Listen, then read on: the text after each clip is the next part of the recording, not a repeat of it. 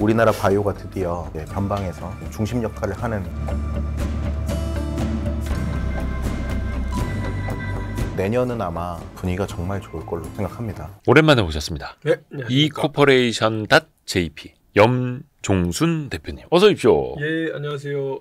오랜만입니다. 그 사이에 네. 많은 일이 있었습니다. 예, 맞습니다. 좀 한일 관계에 대해서 좀 먼저 여쭤보려고 하는데 네. 이재명 정부가 이제 시작이 됐지 않습니까? 일본 언론에서 물론 이제 지지율로 봤을 때는 이재명 대통령의 당선 가능성이 가장 높았을 텐데 일본에서는 좀 어떻게 보고 있는 이번 대선 이후의 반응 같은 거? 그게 이제 오히려 이제 역설적인 얘기인데 일본에서는 그 대선 전에 네. 그 윤석열 대통령이 공관은 별도로 하고 평가는 별도로 하고 이재명 윤석열 전 대통령이 일본에 대해서 열과성을 다하는 것처럼 보였잖아요. 그러니까 일본 사람들은 윤석열 전 대통령이 그 노멀한 사람으로 보이고 그 전에 이제 한일 관계에 뭔가 비토하거나 이랬던 사람들이 이상한 게 아니냐라는 여론이 거꾸로 생기는 거 아니에요? 그렇게 되다 보니까 뭐 좋은 면도 있긴 한데 뭔가 좋아지겠다라는 희망적인 생각을 일본 사람들이 많이 갖는 것까지 좋은데 이분이 그 전 대통령이 한 외교적인 행동, 처사가 그게 원래 정상이었다라는 일본 우익의 이야기를 뒷받침해 주는 거잖아요. 네. 그런 것들은 좀 있었어요. 그랬는데 거꾸로 그러다 보니 이제 이재명 당시 대선 후보 네. 그 전에 민주당의 대표일 때 일본에 대해서 뭐 야당이기도 하지만 강력한 이야기들을 많이 했잖아요. 네. 그런 이야기들은 계속 한쪽에서는 그런 얘기를 했던 사람이고 한쪽으로는 윤석열 씨 같은 경우에는 일본에 대해서 일본이 원하는 거 다 들어줬고 그러다 보니까 기본적으로 거리가 생겼겠죠. 그러면서 이제 뭡니까 그 언저리에 대선 직전에 일본에서 여론조사를 했어요. 네. 일본 국민들을 대상으로 마이니치 신문에서 네네네. 윤석열 대통령의 탄핵에 대해서 어떻게 생각하십니까? 라고 일본 국민들한테 앙케이트를 했어요. 그 의미가 있나요? 왜 했는지 모르겠지만 네네네. 앙케이트를 보고 참 놀랐는데 예. 그 탄핵에 대해서 잘 됐다고 생각한 사람이 그러니까 잘못됐다고 생각한 사람이 몇 프로 정도 됐을 것 같아요. 잘못됐다. 일본 국민들이. 어찌됐든 간에 우리나라에서 탄핵 결정이 난 다음에. 네, 난 다음에. 글쎄, 그래도 좀 일본 쪽에서는 윤석열 전 대통령을 좀 좋게 봤었으니까 네. 탄핵이 잘못됐다라고 보는 쪽이 많았을까요? 네. 몇 프로나 될 것 같아요? 90%에 90%. 일본 사람들이 네. 윤석열 전 대통령의 탄핵은 잘못됐다. 네, 90%가. 네. 와. 그거는 두 가지 이유가 있는데 네. 이 탄핵이 왜 이루어졌는지에 대한 정보가 일본 내에는 없어요. 정확한 정보가 없다 보니 그냥 단순한 어떤 정변으로만 볼 수 있는 거죠. 그리고 이제 그 계엄령, 비상계엄령의 그 타당성, 예. 합법성 예. 이런 거에 대해서 일본에서는 계엄령 같은 게 없어봤기 때문에 모르잖아요. 그래서 이게 무조건 뭐 나라님이면 무조건 그런 걸 할 수 있는 것처럼 생각할 수도 있는 거 아니에요. 뭐 이런저런 면에서 이제 일본 언론에서 그렇게 정확한 정보를 주지 않는 것도 있고 일본 사람들이 원래 또 외국에도 잘 안 나오고 그러니까 예. 정보 리테러시가 낮아요. 문해력 같은 거. 네, 그런데 일본 신문에서 자꾸 그런 이야기를 하는 거예요. 그 대통령이 바뀌면 이재명 씨가 대통령이 되면 분명히 이 사람 반일로 돌아설 거다. 걱정. 그것들을 일본의 대표적인 신문 니케이, 네. 그다음에 아까 얘기한 마이니치 뭐 이런 식의 신문사들이 그 얘기를 기사를 막 쏟아내는 거예요. 보수지들. 그러면 그거를 보는 일본 사람들은 그러려니 하겠죠. 그래서 한동안 이재명 포비아, 그다음에 민주당 포비아라고 할 정도로 일본의 정치가들을 제가 만나면 모든 사람들이 저한테 물어봤어요. 그러니까 염종순 대표님은 실제로 일본의 정치가들도 교류를 하시니까. 네, 정치가들 교류가 많으니까 저한테 물어보는 게 혹시 예. 이 이재명 대통령 되면 한일 관계 망가지는 거 아니겠습니까? 이런 걸 하도 물어보셔가지고 제가 그거 설명을 하다가 예. 진짜 이대로 가면 안 되겠다 싶어서 오직하면 자민당이나 민주당이나 뭐 일본의 그 각 정당 네네네. 국회의원들을 만나서 인터뷰도 하고 그 국회의원 유튜브에 나가서 이 탄핵이 왜 이루어졌고 예. 탄핵 결과 어떻게 진행됐고 이런 것들을 내가 설명을 해주셨구나. 일본 남의 나라 국회의원 유튜브 출연해가지고 설명을 다 했겠어요. 그래서 정치평론가 되시는 거 아니에요?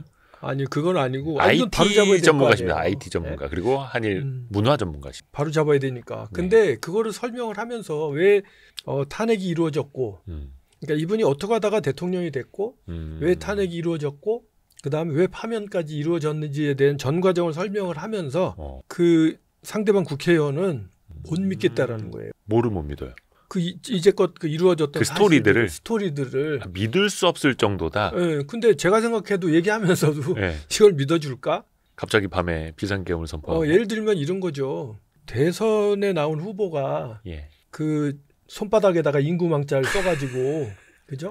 진짜 멀쩡한 정신에 한번 얘기해 봅시다.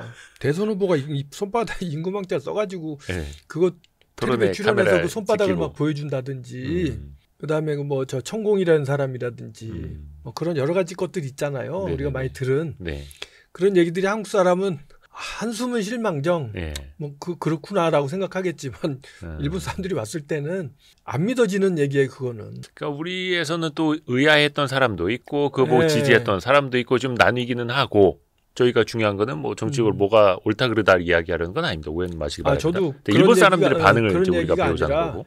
그 좌우를 떠나서 네. 대선 후보에 나온 사람이 인텔리라면 좀 공부 좀 했던 사람이라면 거기다 임금망치 써갖고 나온 거 자체가 좀 이상하긴 하잖아요. 네. 옳고 그른 걸 떠나서. 예. 근데 그런 걸 보면서 설명을 해주는데 상대방이 진짜요? 라고 이렇게 자꾸 물어보니까 그래서 저는 그 에비던스를 전부 꺼내주느라고 그렇게 됐는데 또 하나는 지금의 대한민국에 대해서도 오해를 하고 있는 일본인들이 되게 많다는 거예요.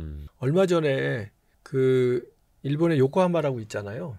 요코하마에 있는 어느 고등학교의 선생님이 개인적으로 아시는 분이 있는데 네. 이분이 저한테 전화가 와가지고 자기네 학교가 교장 선생님이 내년 이후에 한국에 아이들 데리고 수학여행을 가려고 하는데 그것을 교장 선생님이 교무회에서 얘기를 하셨는데 다른 선생님들이 전부 반대를 했다는 거예요. 한국으로 수학여행 오는 걸 왜 반대해요? 반대한 이유가 그 나라 반일이라는데 우리 아이들이 위험한 거 아니냐? 네, 우리 아이들이 그 한국 갔다가 행패를 당하거나 그럼 어떡하느냐. 그 다음에 그 나라는 지금 비상계엄령이 터져가지고 뭐 나라가 뒤집히고 대통령이 파면되고 새로운 선거가 돼서 정권이 바뀌었다. 이렇게 정정이 불안한 나라인데. 불안한 지금 사회 상황 아니냐? 네, 그런 얘기를 이제 하는 거예요. 야. 그래서 내가 그게 이제 수준 있는 학교 교사, 학교 교사들이. 교사들이. 그래서 내가 너무 속상하잖아요. 그래서 그러면 그 당신 학교 교장 선생님한테 나를 소개해서 급하지만 영상 회의라도 하게 해달라 그랬어요. 아이고 바쁘신데. 그래서 그 다음 날 바로 교장 선생님하고 나하고 그 선생님하고 셋이 이제 줌 회의를 했어. 네네. 그래서 그 선생님 교장 선생님이 이런 일이 있는데 그 어떻게 생각하십니까? 라고 물어보더라고. 그래서 제가 이렇게 얘기해 줬어요. 전 세계 많은 나라들이 있는데 그 비상계엄령이 선포가 되고 탱크가 국회로 밀려 들어오는데 국민들이 맨손으로 달려나가가지고 탱크를 막아낸 나라 본 적 있냐. 그 다음에 국회의원들이 싸그리 그날 국회에 모여가지고 아무런 폭력 없이 어쨌든 뭐 담장 넘느라고 고생을 했지만 모여서 법에 의거해서 계엄을 해제한 나라 봤냐. 있을 수 없는 얘기다. 그 다음에 합법적으로 데모를 그 비상계엄령을 실시한 거에 대한 항의 표시로 이제 대통령을 탄핵하라고 하면서 전 국민이 그 추운 엄동설 안에 아스팔트 위에 깔고 앉아가지고 눈 오는데 그것도 돌멩이가 아니고 화염병이 아니고 저기 응원봉 들고 응원을 해서 이렇게 해서 아이돌 응원봉 들고 결국 대통령을 탄핵시키고 그 다음에 또 전국적으로는 대통령을 파면까지 시키고 그 다음 대통령 선거를 평화적으로 치루어서 정권을 바꾼 나라 본 적 있냐? 그것도 짧은 시간 안에. 네. 뭐 이런 것들을 논거를 얘기했더니 교장 선생님이 바로 나한테 얘기하면 그 시나리오 제가 쓰겠습니다. 돌멩이가 아니라 아이돌 응원봉을 들었다. 그렇죠. 그러니까 우리는 어디까지나 합법적으로 평화적으로 했고 그런 혼란 속에서도 폭력은 없었다라는 거잖아요. 그죠? 물론 뭐 서부지법 폭동 이런 거 있었지만 그건 좀 빗나간 얘기고. 그 얘기를 했더니 이제 그 부분을 자기가 차용해서 쓰겠다고. 그러고 나서 그 다음날 교장선생님한테 연락이 왔어요. 예. 교무에서 그 얘기 했더니 아무도 반론을 못 하더라. 그래서 결론 지금 그 학생들 왔습니까? 아니요. 그래서 그러니까 그거는 수학여행 가려면 수학여행지를 정하려면 2년 걸려요. 아이고야. 그러니까 요번에 1학년 아이들이 내년에 이제 수학여행을 가는 거지. 문화 관광 수입에 일조하셨습니다. 그랬는데 그 얘기를 들으면서 생각이 드는 게 대한민국이 일본의 고등학생들 수학여행을 유치하면 참 좋겠다는 생각이 들었어요. 너무 좋죠. 그게 왜 그랬냐면 일본의 경우에는 중학교 때 수학여행을 가고 고등학교 때 수학여행을 가요. 그런데 수학여행을 가는데 좀 먼 데 가야 되잖아. 네네. 우리는 뭐 설악산, 제주도 이렇지만 요즘 외국으로 간다며? 외국으로 가는 학교도 많아요. 근데 일본은 거기까지는 아니고. 그래서 이 학교처럼 선생님이 수학여행을 가기 위해서 보통 일본의 학교는 오키나와를 주로 갑니다. 근데 남의 나라 갔잖아요. 예. 근데 오키나와에 가서 뭐 예전에 전쟁 추억이 어떻고 이런 것들 이제 반전에 대한 교육을 시킨다고요. 그랬는데 대부분이 중학교 때 갔던데 고등학교를 또 간다는 거예요. 그래서 이 요코하마 이 고등학교도 그거에 대해서 학생들이 반론이 있어서 그럼 어딜 가면 좋겠냐. 그랬더니 요즘 케이팝 찍고 그러니까 한국에 가고 싶다. 너무 좋죠. 예, 일단 뭐 또 투표를 했는데 1지망은 하와이였대요. 2지망은 하와이 한국. 너무 멀지 않습니까? 먼 게 아니라 부모들이 싫어하지 돈이 들어서 그렇죠. 미국까지 가려면. 그런데 어쨌든 아이들이 이제 한국을 가고 싶다고 해서 얘기가 이렇게 됐던 거거든요. 근데 모든 학교가 다 마찬가지란 말이에요. 중학교 때 오키나와 갔으니까 고등학교 때는 좀 색다른 데 가보고 싶은데 같은 나라는 아니지만 가깝고 뭐 여러 가지 치안도 안전하고 그런 나라. 이제 뭐 그런 데 가도록 하면 되게 좋겠다라고 생각을 하면서도 반면 제가 걱정이 되는 부분이 있었어요. 네네네. 우리가 왜 가끔 한일 관계가 냉각되면 뭐 수학여행을 왜 일본으로 가느냐. 왜 수학여행 오는 일본 애들 받아주느냐 이런 얘기 어디서 들은 적이 있잖아요. 간혹. 네, 그러니까 그런 거는 앞으로 없으면 좋겠다. 에이, 그럼요. 어른들끼리는 뭐 얼마든지 과거 얘기 갖고 치고받고 해도 되지만 이제 고등학생들이 서로 간에 학교 간에 교류를 하는데 이 상황에서 지금 우리가 일본의 학교하고 교류를 하는 거를 멈춰야 되겠다라는 그런 어떤 정치적 압력이라든지 그런 것들은 거꾸로 한일 관계에 별로 도움이 안 될 것 같다. 그 아이들이 오히려 반감을 가질 거 아닙니까? 우리가 뭔데 우리 갖고 그러지라고 얘기를 하잖아요. 그래서 이제 이야기가 옆으로 잔뜩 샜는데 이재명 대통령이 당선되기 전까지만 해도 상당히 그런 분위기였어요. 한편 일본의 이시바 총리라는 사람은 제가 보기에는 역대 총리 중에 가장 한국에 대해서 이해가 깊은 사람이에요. 이해도가 높은. 예, 이분의 그 인터뷰 기사를 본 적이 있는데 일본 총리 중에 이런 얘기 한 사람은 없거든요. 이런 얘기가 뭐냐면 사과나 사죄라는 것은 어느 정도 하면 됐다가 아니고 사죄나 사과를 받는 사람이 됐다. 이만하면 됐다. 이만하면 됐다라고 얘기할 때까지 하는 거다라는 이야기를 그 사람이 했어요. 오, 그래요? 이시바 총리가 실제 책이 있어요.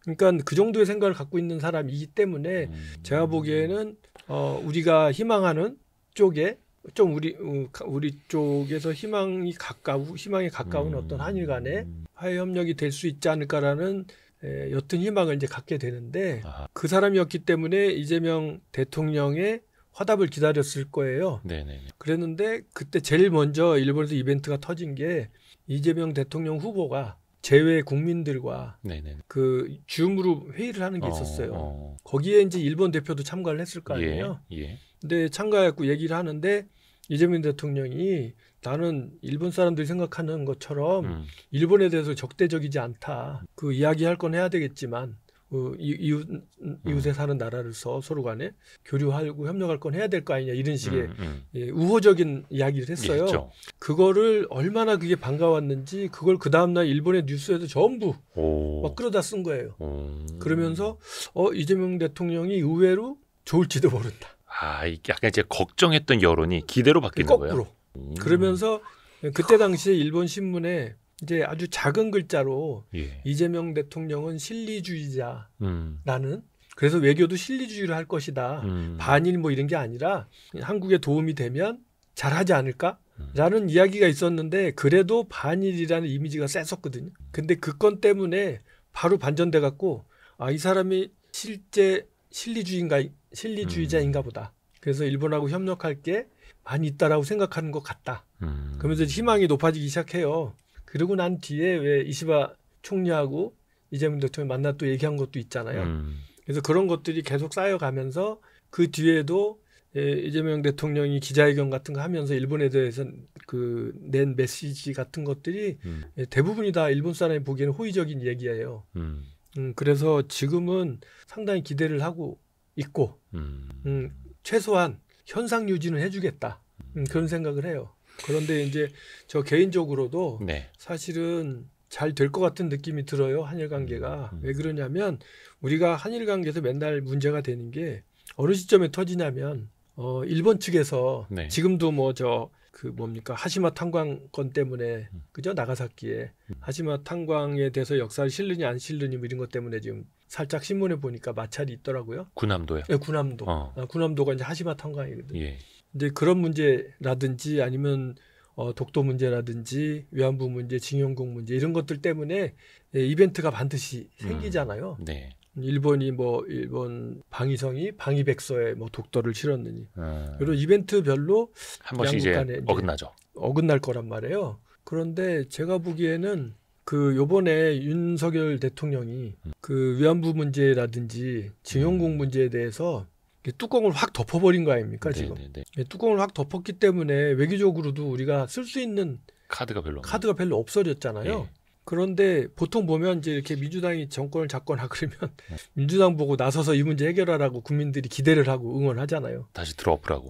들어엎으라고. 근데 지금 이 상황은 아무리 이재명 대통령이라도 없는데 한계가 있는 거예요. 외교적으로 뚜껑을 덮어버려가지고. 그래서 그런 측면에서 서로 간에 이제 그 나쁜 쪽으로 흐를 수 있는 방파제가 조금은 생긴 거 아닌가.